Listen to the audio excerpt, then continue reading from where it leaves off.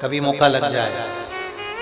सारी दुनिया के लोग तुमसे कह रहे हैं तेरे घर में पितृदोष है, 1 रुपए कमाते हो 1.25 रुपए खर्च होता, मानसिक टेंशन बना रहता है। घर में एक व्यक्ति बीमार है, ठीक हुआ, दूसरा बीमार पड़ गया, दूसरा ठीक हुआ, तीसरा बीमार पड़ गया, तीसरा ठीक हुआ, चौथा बीमार पड़ गया। मतलब कहीं ना कहीं पितृ का भाव, पितृदोष का वर्णन। किसी ने कहा तुमसे कि तेरे यहाँ पितृदोष है,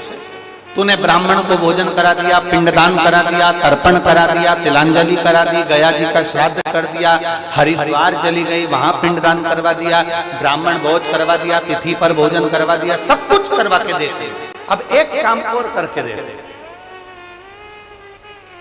एक काम और करके देख लो। जब तुम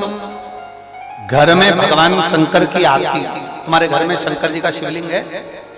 भले काय का भी हो, छोटा सा, भले सियोर का कंकर शंकर हो, नर्मदा का कंकर हो, चाहे शंकर पारद के हो, पीतल के हो, स्टील के हो, लकड़ी के हो, जिसके भी हो, लोहे के हो, पाषाण के हो, जिसके भी हो, शंकर का शिवलिंग अगर हमारे घर में है और आप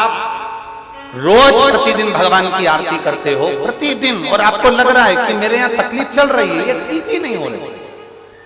लगभग 1.5 महीना, आप कम से कम 45 दिन, 1.5 महीने के करीब में ऐसा प्रयास करना कि भगवान की आरती, शंकर भगवान के शिवलिंग की आरती करने के बाद उस दिए को भगवान के सामने मत रखो, उस दिए को उठाकर जहां तुम पानी का मटका रखते हो, हंडा रखते हो, जिससे तुम पानी पीते हो, तुम्हारे रसोई घर में जो पानी का मटका, हंडा, बाल्टी, आरओ का पानी जिस मटके में गिरता है, हंडे में गिरता है, जिसको हमारे यहाँ पितरों का स्थान कहते हैं, उस स्थान पर,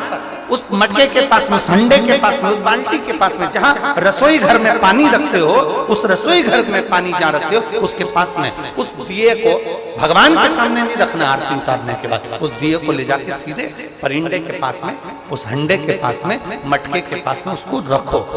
केवल 1.5 महीना कर कर देखना,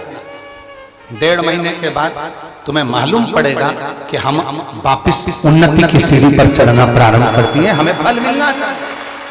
अब तुम्हें ना कहीं जाना है, ना कहीं आना है, ना कोई खर्चा है। खर्चा है क्या? ईमानदारी से बोलो, कोई तुम्हारा लाखों का रुपया लग गया क्या?